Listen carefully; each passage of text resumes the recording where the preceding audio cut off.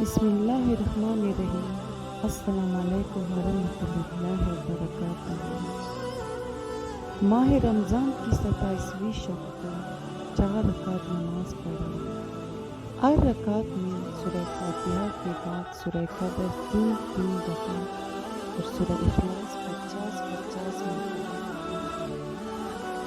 بعد سلام سجدہ میں سر رکھ کر ایک مرتبہ یہ کلمات پڑھیں: سبحان اللہ والحمد للہ ولا الہ الا اللہ واللہ اکبر۔ اس کے بعد جو آج دنیاوی یا دینی طلب کرے وہ انشاءاللہ تعالی درگاہ باری تعالیٰ میں قبول ہوگی، اور ہمیں بھی اپنے دعاؤں میں یاد رکھیں۔